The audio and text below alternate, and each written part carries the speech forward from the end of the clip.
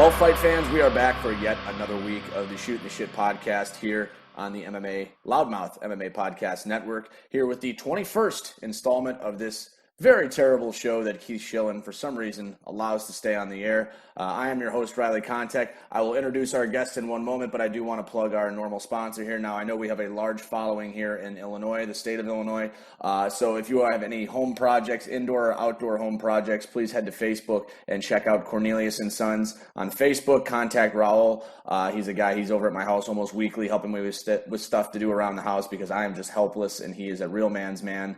So if you have any home projects, indoor, outdoor, that again is Cornelius & Sons LLC on Facebook.com.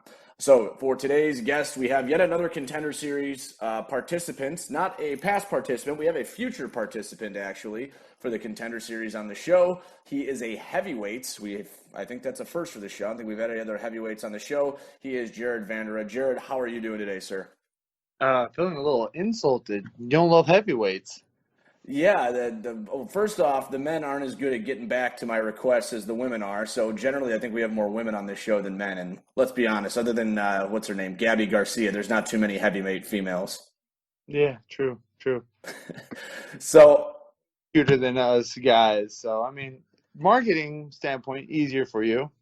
yeah, and the one thing I will say is the women do get back better, but I think the women are trying to get their name out there than more than a lot of the guys who I've already reached out to come on the show. But I will say that the people from the Contender Series have been very easy to get a hold of, which is a great thing because not only are you getting promoted from this show and then the Contender Series, so hopefully you can get your name spread out there as wide as you can. But I mean, Jared, you're a 14-fight veteran. You've been a champion in other organizations. You've been around for a while. So, I mean, at what point do we strip the label of prospect from you and we just put you as a regular guy who's in the crowd of a very crowded heavyweight field? I don't know when they decided to take that label off. I mean, I think it's because of my age as a heavyweight. It sounds stupid, but I'm a younger heavyweight. Most heavyweights are in their mid to late 30s. That's true. The only young heavyweight in the UFC roster that actually has a name for himself is Curtis Blades. Yeah, that's true. And actually, Curtis Blades from around this area. And yeah, you're right. I mean, it is probably the oldest weight division that the UFC has in terms of average age. And I think a big reason for that is a lot of the guys in the heavyweight division, while you have your big portion of wrestlers and martial artists, a lot of them do come from sports like football and other, sports where they spend the prime of their 20s in those other sports and then come over to mixed martial arts. Yeah, I mean, and just for some reason, I think heavyweights, we avoid the weight cuts and stuff like that, which I think prolongs longevity. I see a lot of the smaller guys retiring younger than the bigger guys. Even in the light heavyweight, you have more guys that are a little bit more seasoned staying in that weight class. But when you start looking in the 125s, 135s, you kind of start to see them taper off in the mid-30s. Heavyweights usually doesn't seem like they peak until their mid-30s. Yeah, that's definitely true. And I think you make a good point with the weight cutting thing. I think weight cutting does take years off of guys' careers. And you're right. I mean, there's not many heavyweights that cut anymore. I mean, the ones that come off the top of my head were guys like Brock Lesnar and Mark Hunt. But, I mean, other than that, there's not too many guys cutting to 265. I think Francis does a little bit. Man, are you sure? Because I'm pretty sure he was in the 250s last time. Maybe, but he's a big dude. It's weird to say that because I have to cut. Oh, do you really? Yeah. I'm just I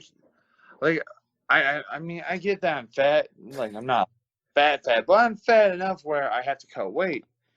And I just look at Francis. I like Glory a lot. So Rico Verhoeven, I've met him in person. I'm looking at him like, you are basically a Greek god, sir, and you still weigh 10 pounds lighter than me. Yeah, he's big, cut out of muscle for sure. Yeah, I'm just like, damn, what do I need to do? I'm like, genetics were not in my fortune. I'm just like, well, yeah. So, I mean, I cut weight, but the problem is I don't look like I'm 270 half the time or 280. People are like, you're that heavy? I'm like, yeah, I'm fat. What's your height? You're probably like what, 6'4", 6'5"?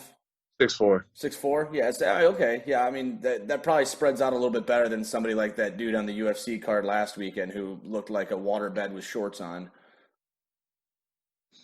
Martinez. Just saying. I'm just saying that I'm 6'4" myself. If I was 5'4" and the weight I'm at, I would probably look like him. Oh, but the comparison was fucking weird. Oh, yeah. Well, I mean, that's the first thing that came to my head. I said Romanov just suplexed a fucking waterbed. So, speaking of, oh, go ahead. I wanted to fight that guy. I was like, I don't know why. There's just something about him that I'm like, I think you can beat him. Who, Romanov? Yeah. Yeah, that'd be an interesting one. He's really, really strong. He's a good wrestler. I believe he actually used to do sumo wrestling, if I'm not mistaken, as well. Mm. That's my understanding. I looked at him. I'm like, I want to fight him. There's certain people that you look at and you're just like, I'll fight you. That would be a good one. I'd like it. And, you know, you could have that opportunity. I mean, as we were mentioning before, we have the Contender Series coming up. Now, it was speculated that it was supposed to be in September, but it did get moved back to November. So before we talk about your opponent at hand, was it your understanding that the fight was supposed to be in September and got moved, or did you always know it was in November? No, it was originally September 22nd. Then they moved it to November. So, yeah, no, for me, I found out last Monday. Ooh. Yeah, and I was like, it was a rough week prior. A lot of health issues with my girl. So we had all that going on, and then my business was, all over the place, and I was just like, just everything just going crazy. I was like, shit. Then I get that message, and I'm like, fuck! And I'm just like, all right, and this camp already was mentally exhausting and emotionally draining. And to be told, like, hey, you got another 8 weeks of this shit. I'm like, man, I want to fucking punch somebody. Well, I think that'll definitely light a fire under your ass when the cage door finally friggin' closes, right? Oh, yeah, no, like, it's like, I hope my opponent's not thinking that. Like, I kind of took a break this week and last week in the sense of not training. Because I needed that mental I can't speak right now. Mental rehabilitation just to get back in there. I kept on keeping my weight off and stuff like that. Just, making sure I'm staying light, because I'm still getting ready for this fight. I just needed to take that time off to heal emotionally, mentally, even physically. I was just going hard for the last 10-week camp, going hard. So I was like, yeah, all right, time out. I need to treat this like I just had this fight, take a little break. Let's go hard for these last 6 weeks, because I prefer a shorter camp anyways. So I treated it like, okay, take a break, breathe. All right, hard 6 weeks now. Yeah, I don't think that's a bad idea either, because you were basically probably trying to peak yourself for September 22nd, and now that it's been thrown off, you're kind of your whole schedule's thrown off. Yeah, I was fucking feeling good too. Like, what was it that day? Oh, I was like, yeah, this is where I need to be. I'm looking sexy. Everything was popping. I was like, yeah. Got the call. I'm like, fuck. I was like, mentally, I was there. So I was like finally getting that peak where you wanted to be. Everything was just coming down gracefully. Everything was just flowing perfectly. My mind was sharp, just da. And that I was like, all right, I need to treat this like I have to take a break, because I was physically and mentally exhausted from this. I've been pushing myself hard. So I was like, all right, I need to take a break. I need to push myself when I get back from that break. But all it is just going to make me leaner, and hopefully I'll have abs for the showing. That'll be interesting. A heavyweight not named Francis Ngannou with abs. That would be an interesting addition to the Contender Series. Stipe has abs. Yeah, I guess you're right. He's a little bit. He's like 220-something pounds. Yeah, you're right. But, I mean, I don't think I can get that. Like, my obliques are somewhat showing, which I'm maybe at 250. I might actually have abs. Hopefully. I might do some stage. Now you're talking about preparing for this fight. Now, I had read that you'd opened your own gym recently, if I'm not mistaken. But I know that you also were doing training, and I don't know if you were anymore, so this might be an old news thing with Dan Henderson. So can you kind of just discuss those two things about the gym opening and working with Coach Hendo? All right, so here's my not so good locker room that I have not fixed up yet because it has my other business taking over. So this is the locker room. Out that door is the rest of the gym. I own a Team Quest, a franchise under Dan Henderson's gym. So, I still work with Dan a lot.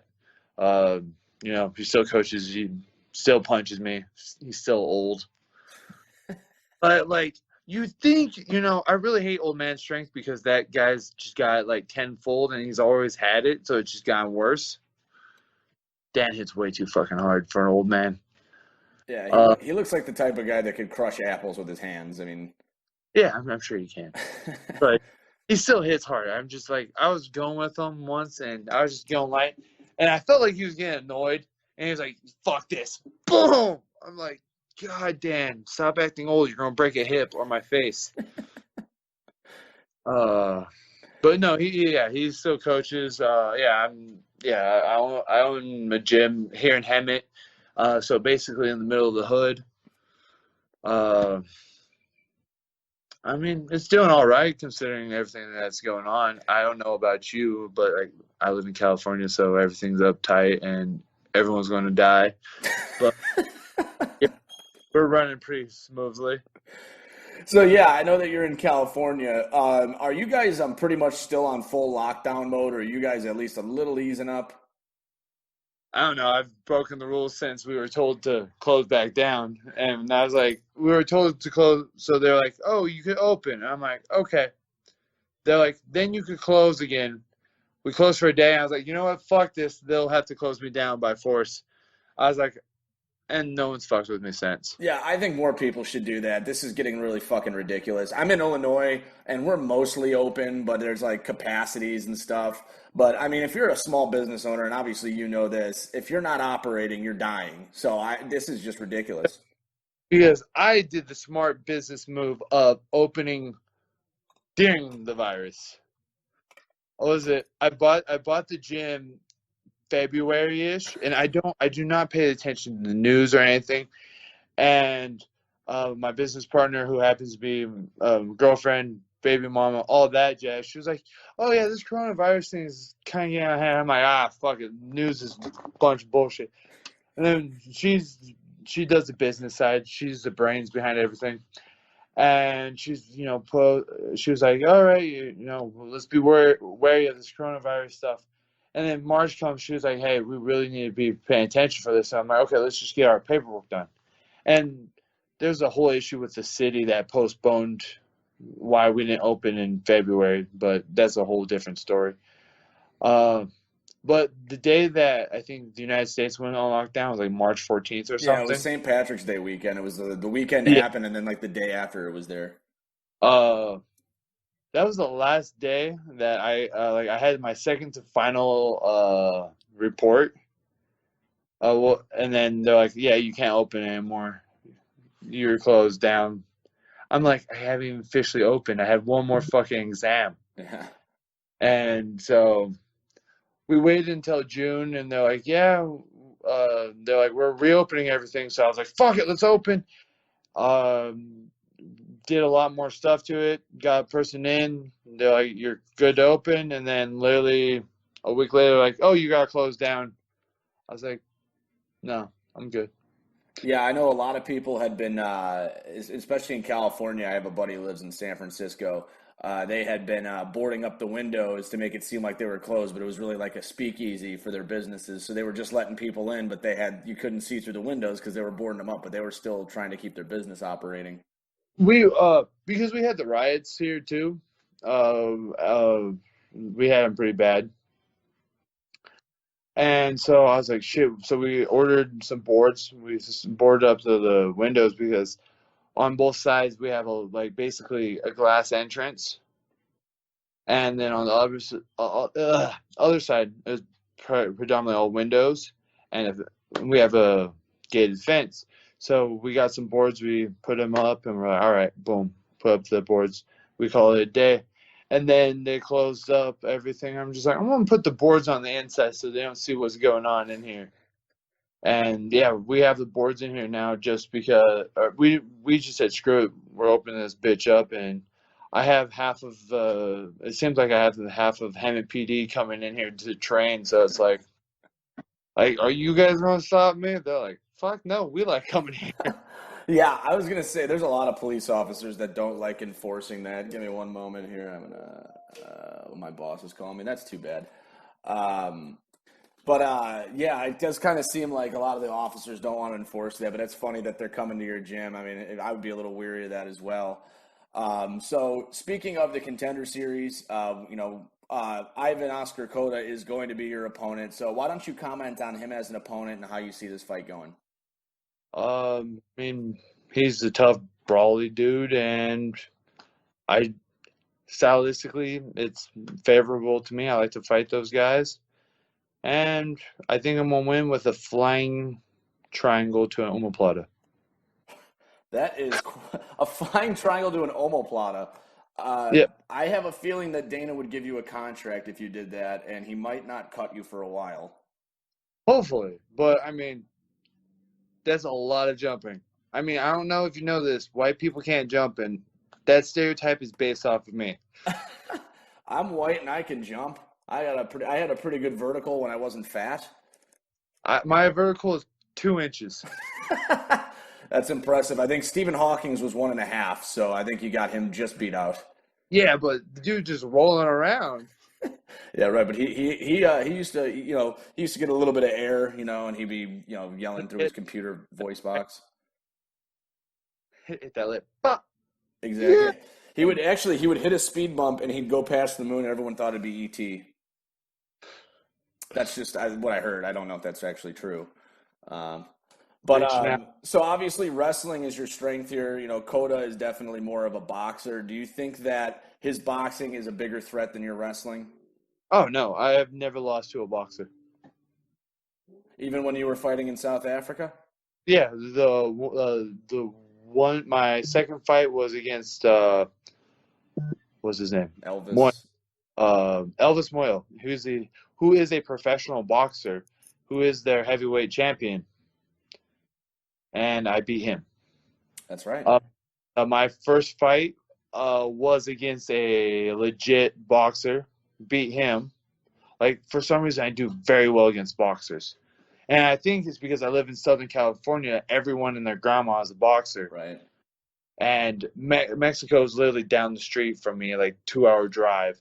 That we have a lot of that Mexican-style boxing that comes in. I have a bunch of people that come in that are just box.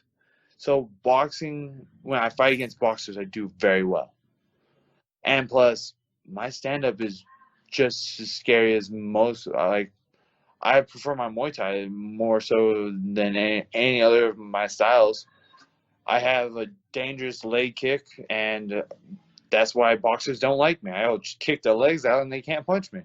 Yeah, that's why when they were talking about doing a Mayweather-McGregor kickboxing match that one time, that didn't accumulate, obviously, and I said Mayweather wouldn't do well just off the kicks. I mean, the leg kicks, the head kicks, I don't think he would last very long in that.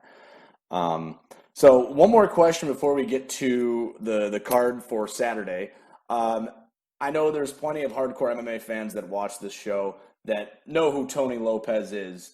He was your last opponent. You defeated him. That's a pretty big name for a resume. The guy's fought over 100 professional MMA fights. What are your thoughts on that fight with Tony Lopez? And do you see it as an honor on your resume to have a guy like Kryptonite on your record? Anyone in a fight, there's a form of respect there. This is going to sound fucked up, but it's true. So I went in there to that fight with, I would say, not the best camp. I slacked off. I was in a really bad place with my manager, and I didn't give a fuck about the camp. I didn't put a third of my effort that I would into any other fight into that fight.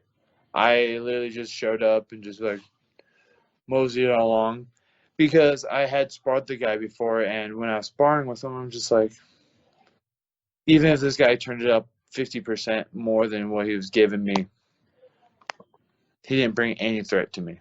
And I went into that fight knowing that he couldn't threaten me. And sure enough, I didn't once feel really threatened by him. Well, let's not discount the fact also that Tony Lopez is 74 years old. Yeah, no. For like, yeah, no. Now let's talk about Tony Lopez as a fighter being 110 years old. I hit the motherfucker twice in the head. He popped up at me, looked at like, what are we doing here? Like, gently knee him in the head, bah. And I have hard knees. I mean, they weren't the flush ones that I like to hit, but I still need the motherfucker twice in the head. He popped up like a daisy. I'm just like, the fuck? Gave him an elbow. I was like, okay. Yeah, he's notoriously tough, and that, I mean, if you don't last 100+ MMA fights, if you're not tough as nails. Yeah, like I was very upset with myself because I felt like I could have finished him, not in knocking him out, because again, when your head is made of kryptonite, it becomes a little bit harder. I felt like I could have finished him on the grappling, but like I said, I was bad place with my manager, so I kind of took that out on him, and all it did was really fuck with me more so than Tony. And yeah, no, like I've never just met a guy where I'm like, I'm hitting you, and you're just like, I'm like, oh, all right, that's interesting. It's interesting.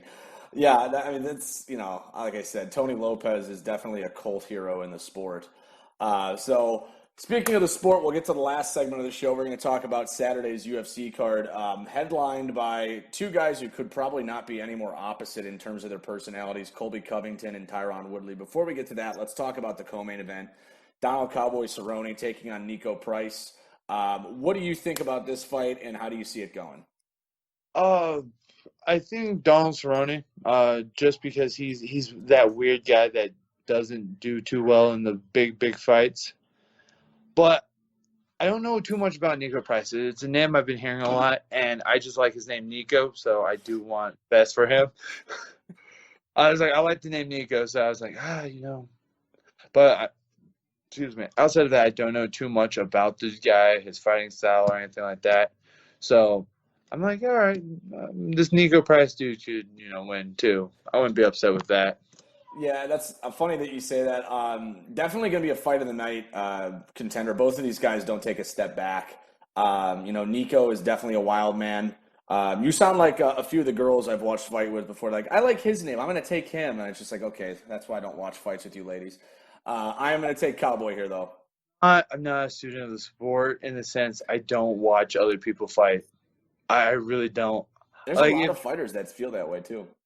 If it's not a heavyweight fight where I'm like, oh, I'm watching competition, or if it's not like a friend, like Dominic Reyes, that's a boy. That's a teammate.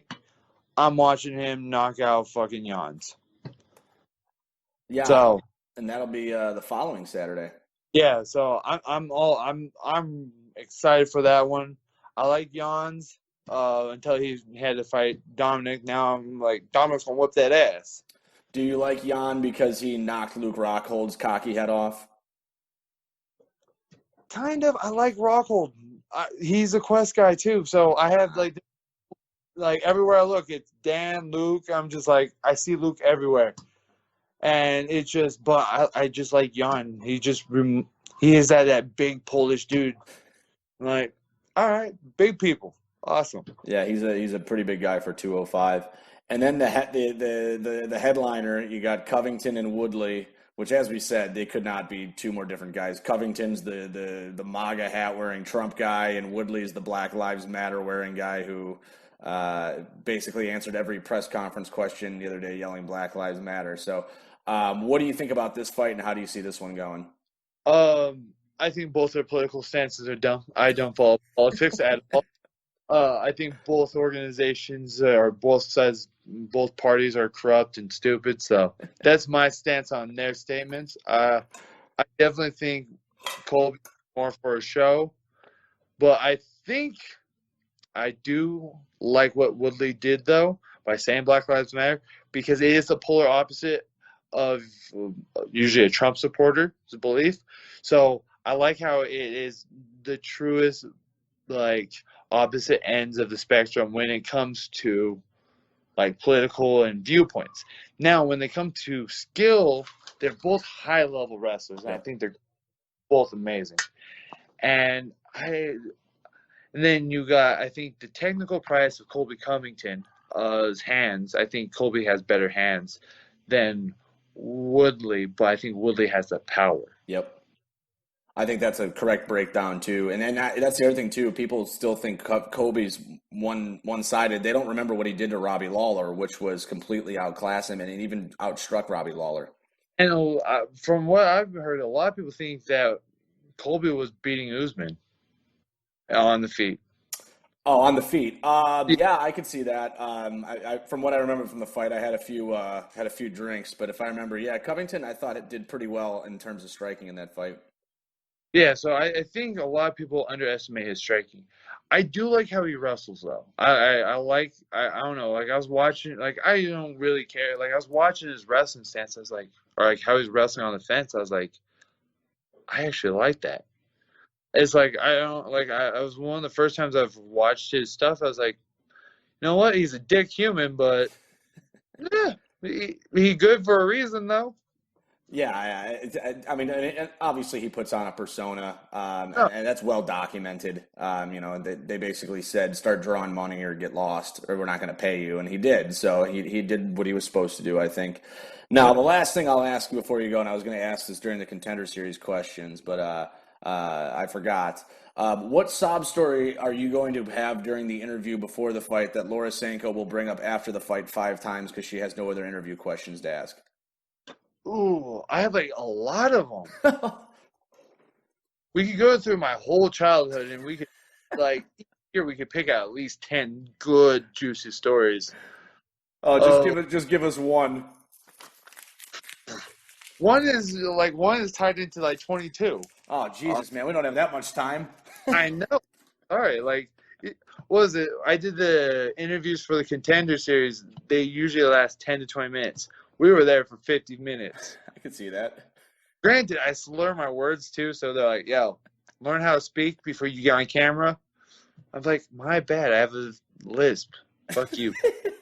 So maybe Laura will ask you about your lisp. She'll be like, do you think your lisp is looking down from heaven? Or I can't ask that question. We know, Laura, his dad died. We got it. No, both my parents are alive somehow. Yeah. Like, let's put it this way. I said this out of like respect to my mother. I'm like, my mom lived a alternative life to what a normal mom should do. Let's just say she lived a rock and roll lifestyle. And then my dad, I didn't know until I was 16. I found him on Facebook. Rock and roll lifestyle too. I shit you not. I found my dad's profile picture. I looked at it. I'm like, that guy's way too awesome to be my father. My mom's very uptight human now. So the next morning, I'm like, hey, Mom, look at this. I click on it. Boom. She's like, oh, my fucking God, that's your father. I'm like, he looks like he's having fun.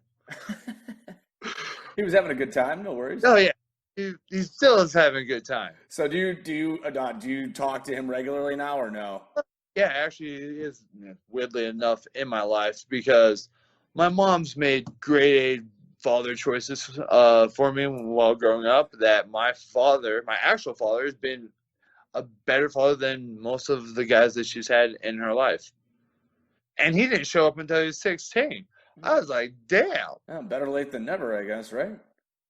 He's pretty cool. I mean, I found out I had some siblings. Oh, yeah, no. One of my biggest fears growing up was, like, I was like, what if I hook up with my sister? Because I knew I had a sister, And I was like, oh shit. Like, and I was a manho. And oh shit. Like, I don't know what I would do. And I was like, I think she's in Washington where maybe, but I'm like, she can move to California. Everyone moves to California. I'm like, fuck. So I usually just, when I was like single, I would make sure that she had parents and she wasn't adopted or she didn't have a stepdad. It was like she knew the father. I'm like, okay. What you should have did was you should have made him take a 23andMe and just be like, come back in 2 weeks with the results and then we can finish this. Yeah, exactly. But listen, we're not thinking that. We're thinking with the wrong head at that. That was my biggest fear in high school. I was like, fuck. And then when I found out who she was, I was like, yes. I was like, yeah. I was like, I don't have to have this fear anymore. I mean, if that story doesn't make the Contender Series, I'm calling fucking shenanigans. Oh, it won't. It's too racy for the show. Yeah, I'm sorry that your boyfriend didn't have stage 4 cancer. Your dad was killed in like a sawmill accident or something. Like that's the only thing they throw on their fucking interviews. My childhood was sex, drugs, and rock and roll. Yeah, like we go about that all the different ways growing up as a kid, and I'm just like, all right. Well, I'll tell you one thing. I mean, based on personality and alone, plus with the fighting skills, I would be shocked if you don't get signed, especially with a win over Arizona. So please, again, give us the date on that and plug anything that you wish to. Where can we find you? Take a minute to whore yourself out. All right, I've done that enough. It's November 4th, I believe, because we have the elections here. So I think they're trying to push it for Wednesday night. So November 4th in Fight Island will be the first Contender Series on Fight Island. So hopefully I'll be the first one to get my contract on Fight Island. Then, follow me on social media, Instagram, Facebook, TikTok while it's still around. God, I hate that. I like TikTok too. Just use Snapchat, you fool. No. That's how you get in trouble. It's like, oh, why you Snapchatting pictures? Like, no, I don't need that in my life. It's like, plus, baby mama, she hot. Yeah, you don't want to piss that one off. And she's Latina. Yeah, they're known for their fiery disposition. That's true. Yeah. And I like crazy women, so. Sounds like it. Well, Jared, thank you very, very much for coming on the show. We really appreciate it. Lots of interesting stuff. For my fans, you know where to find me on social media. You know where to find me on the writing outlets. Go to MMA Intel. Go to Combat Press. Go everywhere. Don't go to Bleacher Report. Fuck them. And other than that, that's all we got. So for Jared Vanderaa, I am Riley Kontek saying continue to watch the fights, continue to watch the show, and go fuck yourselves. Good night.